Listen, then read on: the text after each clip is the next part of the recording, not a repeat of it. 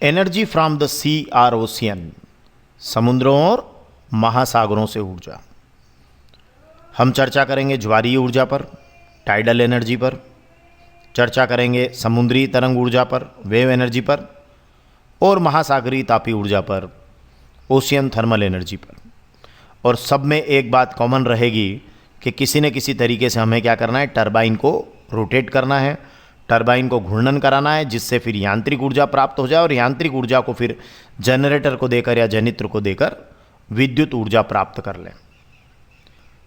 तो समुद्रों और महासागरों से ऊर्जा में सबसे पहला हम प्रकार देख रहे हैं ज्वारीय ऊर्जा या टाइडल एनर्जी।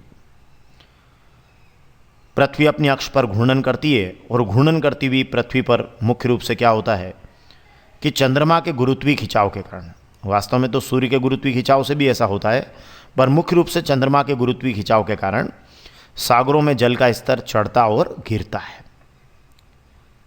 चंद्रमा के गुरुत्वाकर्षण के खिंचाव के कारण जो हमारे ओशियंस हैं, जो हमारे सीज हैं, उसमें जल का स्तर या तो ऊपर चढ़ता है या नीचे गिरता है।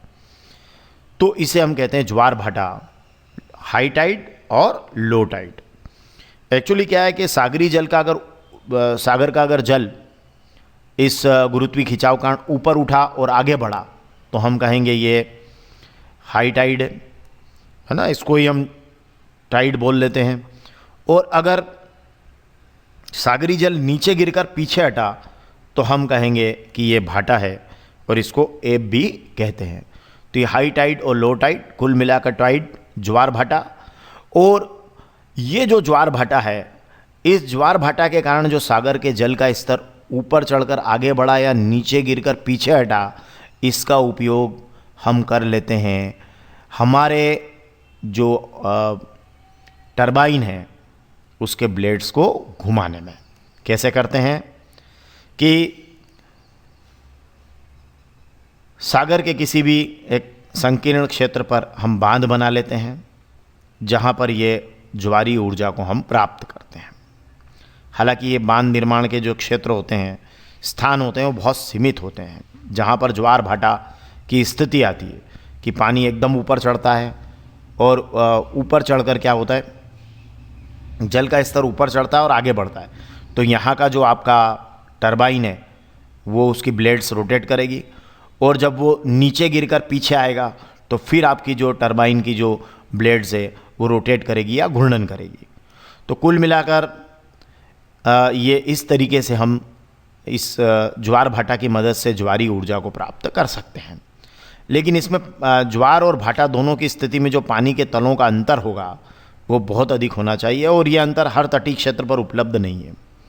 ये डिफरेंस ज़्यादा होना चाहिए, मतलब पानी ज़्यादा हाइट पर जाए और उसके बाद जब वो नीचे जाएगा तो जो ऊंचाई और जो नीचे गया है उसके लेवल में डिफरेंस ज़्यादा होना चाहिए। मतलब वो ज्वार की स्थिति बहुत प्रबल होना चाहिए, तभी वो हमें ये इस तरीके से ज्वारीय ऊर्जा प्राप्त हो पाएगी। और ये हर तटीय क्षेत्र पर उपलब्ध नहीं है, कुछ एक क्षेत्रों में ये है। विदेशों में कई जगह ये इससे ज़्यादा मात्रा में ऊर्जा प्राप्त कर पा रहे हैं।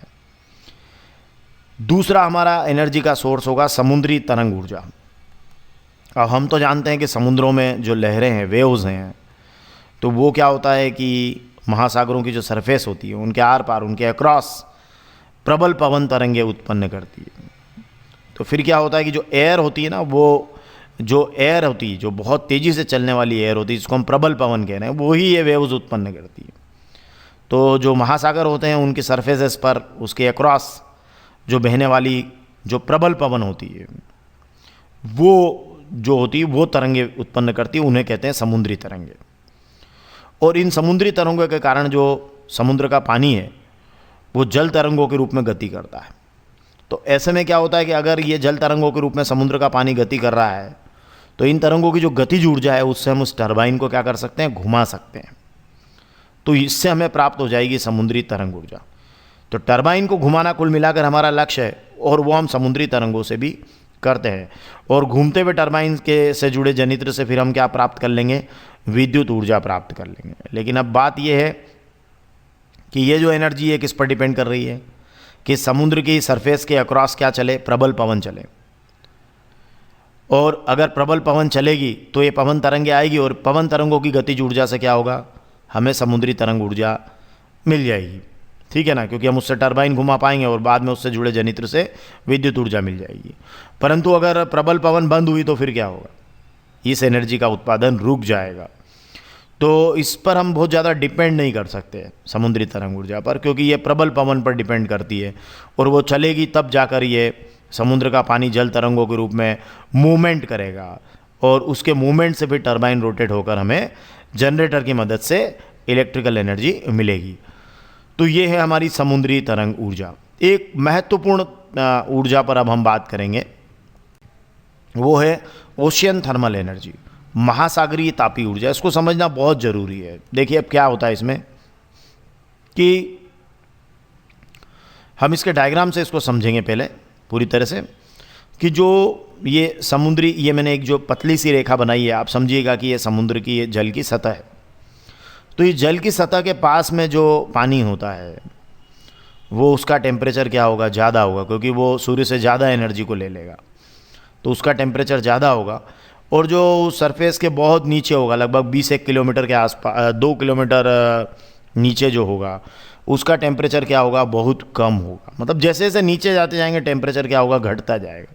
और अगर ये टेम्परेचर का डिफरेंस, जैसा कि मैंने यहाँ लिया है इसको 25 और इसको 5, तो ये 20 डिग्री सेंटीग्रेड मैंने टेम्परेचर का डिफरेंस ले लिया है, या इससे भी अगर ज़्यादा हो जाए तो फिर क्या होगा कि ये जो टेम्परेचर का डिफरेंस अगर इससे ज़्यादा हो जाता है तो फिर हम इस OTEC का उपयोग कर सकते हैं, ocean thermal energy conversion plant जिसको हम कहते हैं।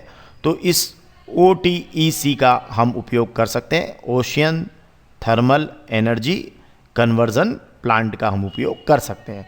तो ये मैंने प्लांट का एक लेआउट बनाया है, आप इसकी मदद से इसको समझेंगे कि ये पूरी प्रक्रिया होती कैसे, मतलब महासागरीय तापीय ऊर्जा कैसे उत्पन्न होती है। होता क्या है कि जो सरफेस का जल है वो क्या करता है, वो सरफेस का जल हमने अभी देखा था कि सन की जो सूर्य की ऊर्जा है उससे वो तप्त हो जाता है। मतलब आप सपोज मान लीजिए कि इसका टेम्परेचर 25 डिग्री सेंटीग्रेड हुआ, ठीक है। अब होता क्या है कि इसका उपयोग कहाँ करते हैं। एक्चुअली क्या होता है कि जो वाष्पशील द्रव है, जैसे अमोनिया है, तो अमोनिया को आप यहाँ इसको उबालने में इसका उपयोग कर सकते हैं। तो अमोनिया को जब उबाला जाता है तो उसकी जो भाप है, अमोनिया की जो वाष्प है, वो यहाँ आकर इस टरबाइन को घुमाती है। और ये टरबाइन किससे जुड़ा है, जनरेटर से या जनित्र से जुड़ा है। तो ये जनित्र हमको क्या प्रदान कर देगा, ये यहाँ से जो आंतरिक ऊर्जा मिलेगी उसको विद्युत ऊर्जा में बदल देगा। कुल मिलाकर उद्देश्य क्या है, टरबाइन को रोटेट करना है, घुमाना। और टरबाइन को रोटेट किससे किया, अमोनिया की वाष्प से किया। कैसे किया फिर से देख लीजिए। ये यहाँ आपने गर्म पानी है आपके पास में, ये आपका अमोनिया को आपने लिया अमोनिया पंप की मदद से, और यहाँ इसका वाष्पीकरण किया। तो ये जो वाष्प है ये क्या होगा, इस जनित्र के टरबाइन पर गिरेगी और ये टरबाइन को क्या कर देगी, घुमा देगी। ये जनित्र से जुड़ा टरबाइन है, इसको घुमा देगी। और हमें पता है कि जब टरबाइन एक बार रोटेट हो गया तो जनरेटर हमको विद्युत ऊर्जा प्रदान कर देगा।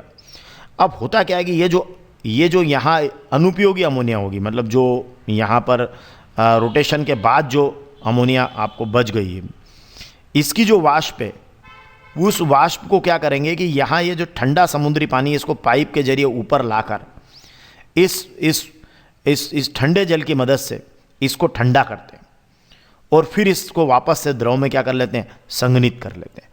तो कुल मिलाकर ये पूरी प्रोसेस है। और ये इस प्रोसेस के द्वारा क्या करते हैं कि ये अमोनिया की वाष्प या वाष्पशील द्रव, अमोनिया जैसे वाष्पशील द्रव लेकर इसकी वाष्प से हम टरबाइन को रोटेट कर सकते हैं। अब ये जो हमने महासागरीय ऊर्जा के जो हम अगर लाभ की बात करें तो ये सारे ऊर्जा के नवीकरणीय स्रोत हैं, परंपरागत तो नहीं है। और दूसरा ये सब प्रदूषण रहित है, क्योंकि कहीं इसमें हम तरंग एनर्जी को यूज़ कर रहे हैं, वेव एनर्जी को, तो कहीं हम ज्वारीय ऊर्जा को उपयोग कर रहे हैं, तो कहीं हम महासागरीय तापीय ऊर्जा का उपयोग कर रहे हैं। तो ये सब प्रदूषण रहित है। परंतु एक बात जो हम खास देख रहे हैं कि इसकी अपनी लिमिटेशंस है। जैसे इससे आप बड़ी मात्रा में आपको ऊर्जा नहीं मिलेगी या नहीं मिल पा रही है, और फिर सीमित क्षेत्रों में ही इनका निर्माण संभव है। अभी मैंने चर्चा की थी, सीमित क्षेत्रों में निर्माण इसलिए संभव है क्योंकि जैसे आपकी तरंग ऊर्जा है तो वहाँ पर आपको जब तक प्रबल पवन नहीं चलेगी उसका आप यूज़ नहीं कर पाएंगे। ज्वारीय ऊर्जा है तो जहाँ जो ज्वार भाटा के क्षेत्र हैं बड़े सीमित हैं, तो इसलिए सीमित क्षेत्रों में इनके निर्माण संभव है और इनकी ऊर्जा उससे प्राप्त की जा सकती है। लेकिन फिर भी ये ऊर्जा के जो हमारे नवीकरणीय स्रोत के रूप में बहुत महत्वपूर्ण है। धन्यवाद।